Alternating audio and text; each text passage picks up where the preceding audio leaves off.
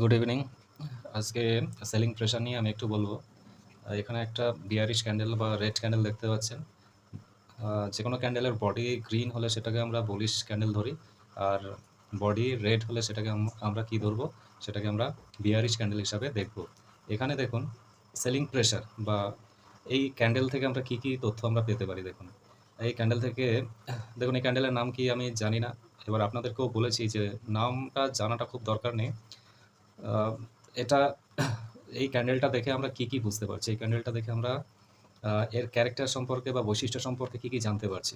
দেখুন এটা একটা এটা এই ক্যান্ডেলটা একটা কমপ্লিট ক্যান্ডেল। এটা 5 মিনিট হতে পারে, 15 মিনিট হতে পারে, বা 30 মিনিট, বা 1 ঘন্টা, বা একদিন, বা এক সপ্তাহ হতে পারে। সুতরাং আমি ধরে নিলাম এটা একটা 15 মিনিটের ক্যান্ডেল, 15 মিনিট ক্যান্ডেল। তো এই 15 মিনিট ক্যান্ডেল বলতে কি, এই 15 মিনিটের মধ্যে এই ক্যান্ডেলের মধ্যে ধরুন এই টাইম ফ্রেমের মধ্যে কি কি ঘটনা ঘটছে সেটাকে রিপ্রেজেন্ট করবে এই ক্যান্ডেলটা। সুতরাং এখানে আমি একদম পরিষ্কার দেখতে পাচ্ছি যে এই ক্যান্ডেলটা একটা বিয়ারিশ ক্যান্ডেল। এবং এই বিয়ারিশ ক্যান্ডেল বললে কি শুধু হবে? বিয়ারিশ ক্যান্ডেল অনেক রকম হতে পারে, সেখানে বাইং প্রেশার থাকতে পারে, সেলিং প্রেশার থাকতে পারে। আমি এখানে ঠিক এরকম ধরে নিলাম, বোঝার সুবিধার্থে আমি ধরে নিলাম যে এটা একটা পুরোটাই একটা রেড ক্যান্ডেল, এর কোনো উইক নেই। উইক সম্পর্কে এর আগে বলেছি। এটা পুরোটা একটা রেড ক্যান্ডেল। এখানে প্রাইস ওপেন হলো, প্রাইস ওপেন হওয়ার সাথে সাথে সেলাররা প্রাইসকে এই অবধি নিয়ে এসছে। এটা একদম কমপ্লিট বিয়ারিশ ক্যান্ডেল। এখানে বায়ারদের উপস্থিতি খুবই নগণ্য। গতকাল সৌরভ আমাকে বলছিল যে তাহলে এখানে যদি সেলার বা বায়ার না থাকে তাহলে কি করে সম্ভব হচ্ছে, বাই সেল কি করে হচ্ছে। এবার এখানে আমি একটা কথা বলি, ধরুন এখানে যেটা দেখতে পাচ্ছেন এটা একটা রেড ক্যান্ডেল। কেউ সেলিং, কেউ বাই করলে তবেই তো কেউ সেল করতে পারছে। এটা কিন্তু কনসেপ্ট। বাইং এবং সেলিং দুটো একসাথেই হচ্ছে। কেউ একটা কোয়ান্টিটি বিক্রি করলে তবেই কেউ একজন কিনছে সেটাকে। যদি না কেনে তাহলে ওটা পেন্ডিং অর্ডার হয়ে গেল, ওটা এক্সিকিউট হলো না কিন্তু।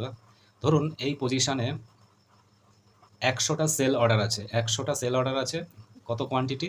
ধরুন 20,000 কোয়ান্টিটি সেলিং অর্ডার আছে। 100টা অর্ডারের মধ্যে 20,000 কোয়ান্টিটি আছে। এবার এখানে বায়ার কত আছে?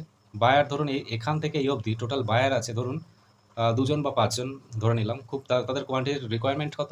ধরুন 10টা বা 20টা বা 100টা। ঠিক আছে, তো যে পরিমাণ আমার এখানে সেলিং অর্ডার আছে সেই পরিমাণে কি বাইং অর্ডার আছে? নেই। যদি বাইং অর্ডার এবং সেলিং অর্ডার দুটোই সমান থাকতো তাহলে তো প্রাইস এরকম নিচে আসতে পারতো না। এখানে সেলিং অর্ডারটা অনেকটা বেশি আছে, এবং সেটা এখানে হতে পারে, সেলিং অর্ডার এখানে হতে পারে। ধরুন এটা প্রাইসটা হচ্ছে 400 টাকা। এই 400 টাকায় যে সেলিং অর্ডার আছে, ধরুন 50টা সেল অর্ডার আছে এখানে, কিন্তু বাই অর্ডার আছে এরকম জায়গায় ধরুন 10টা বা একটা। মানে সেলিং অর্ডারের তুলনায় বাইং অর্ডারটা খুব কম আছে। মানে ধরুন 100টা সেল অর্ডার থাকলে 10টা বাই অর্ডার আছে, যে কারণে এই প্রাইসটা নিচে আসছে বাকি অর্ডারগুলোকে এক্সিকিউট করার জন্য। যদি এমনটা হতো যে এখানে 100টা সেল অর্ডার আছে, এখানে 100টা বাই অর্ডার আছে সেম প্রাইসে, তাহলে কি প্রাইসটা নিচে আসতো? আসতো না। ধরুন এখানে 100টা সেল অর্ডার আছে, এরকম জায়গায় 100টা বাই অর্ডার আছে, তাহলে এই যে প্রাইসটা এখান থেকে এই অবধি কিন্তু আসতো এই অর্ডারটাকে এক্সিকিউট করার জন্য, তারপরে না হয় উপরের দিকে যাওয়ার চিন্তা ভাবনা করতো যদি আবার বাইং অর্ডার থাকতো এর উপরে। কিন্তু এখানে যে দেখুন পুরো ক্যান্ডেলটা রেড ক্যান্ডেল। রেড ক্যান্ডেল কী কারণে তৈরি হয়েছে? এখানে যতগুলো সেলিং অর্ডার আছে সেই সেলিং অর্ডারগুলোকে, সেল অর্ডারগুলোকে সম্পূর্ণ এক্সিকিউট করতে পারেনি, যে কারণে প্রাইস সেল অর্ডারগুলোকে কমপ্লিট করার জন্য নিচের দিকে এসছে। নিচে এরকম জায়গায় হয়তো কিছু বায়ার আছে, সেই বায়ারকে সেই অর্ডারগুলো এক্সিকিউট করতে দিচ্ছে, যে কারণে প্রাইসটা নিচের দিকে আসছে। এবার ধরুন এরকম জায়গায় ধরুন প্রাইসটা এরকম হলো, প্রাইসটা এরকম জায়গায় ওপেন হলো, এই অবধি গেল, সেলিং শুরু হয়ে গেল, সেল করতে করতে প্রাইসকে এরকম জায়গায় ক্লোজ দিল। এবার বলুন এখানে যদি আমার 100টা সেল অর্ডার থাকে, যদি 100টা বাই অর্ডার না পাই, যদি অর্ডার ম্যাচ না করে, তাহলে কি করবে? সেই প্রাইস অর্ডারগুলোকে এক্সিকিউট করার জন্য নিচের দিকে দেখবে কোথায় বাই অর্ডার আছে। সুতরাং এই নিচের দিকে বাই অর্ডার খুঁজতে খুঁজতে সে দেখছে যে একদম কোথাও বাই অর্ডার নেই। এই রকম জায়গায় কিছু বাই অর্ডার আছে, কিন্তু যত সেল অর্ডার আছে সব কটাকে অ্যাবজর্ব করতে পারছে না, যে কারণে প্রাইস আরও নিচের দিকে আসছে। এবার ধরুন আরেকটু নিচে আমি দেখাচ্ছি, এই পজিশনে প্রাইস ওপেন হলো এরকম জায়গায়, বাইং বাইং প্রেশারের জন্য এরকম জায়গায় এলো, কিন্তু এখান থেকে সেলিং শুরু হলো, সেল হতে হতে প্রাইসটাকে এই অবধি নিয়ে এলো। এবার বলুন এই পজিশনে যে সেল অর্ডার ছিল, আগের যে বাই অর্ডার ছিল, সব কটাকে কিন্তু এক্সিকিউট করে তারপরেই আপনার প্রাইসকে নিচে নিয়ে আসছে। কারণ তখনও পেন্ডিং সেল অর্ডারগুলো ছিল, কিন্তু পেন্ডিং সেল অর্ডার ছিল যেগুলোকে অর্ডার সেই এক্সিকিউট করার জন্য প্রাইসটাকে নিচে নিয়ে আসতে বাধ্য হলো, যে কারণে প্রাইসটা এতটা নিচে নামলো। এবার ধরুন যদি এমনটা হতো এখান থেকে সেলিং হল, ধরুন প্রাইস এখানে ওপেন হলো, এই পজিশনে প্রাইস ওপেন হলো, বাইং প্রেশার এখানে নিয়ে গেল, এবার এখান থেকে সেলিং শুরু হলো, সেল করতে করতে প্রাইসকে এরকম জায়গায় নিয়ে এলো, কিন্তু এখান থেকে আবার দেখুন বাইং শুরু হলো।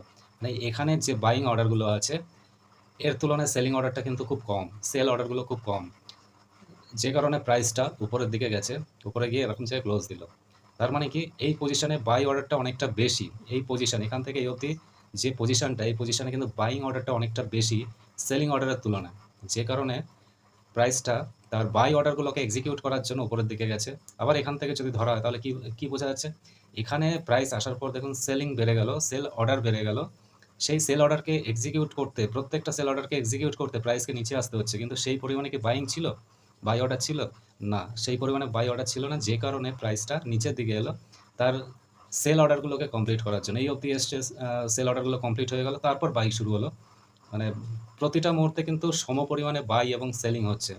এটা নয় যে 10টা সেল করলাম 5টা বাই করলাম, সেটা হবে না। 10টা সেল করলে 10টা বাই হতেই হবে। যতক্ষণ না 10টা কমপ্লিট হচ্ছে, 10টা সেল করলেন 10টা বাই করলেন, যতক্ষণ না কমপ্লিট হচ্ছে প্রাইস কিন্তু উপর নিচে করবেই। ধরুন এই পজিশনে বাইং অর্ডার আছে বেশি, এবার ধরুন এখানে প্রাইস হচ্ছে 286 টাকা, এই প্রাইসে বাইং অর্ডারটা এতটাই বেশি যে এখান থেকে যে দামই দিচ্ছে না কেন সেলাররা, সেই প্রাইসকেই অ্যাবজর্ব এক্সিকিউট করে নিচ্ছে বায়াররা, সেই কারণে প্রাইসটা উপরের দিকে গেল। এই অবধি বোঝা গেল কিনা দেখুন, আমাকে কমেন্ট করে জানান।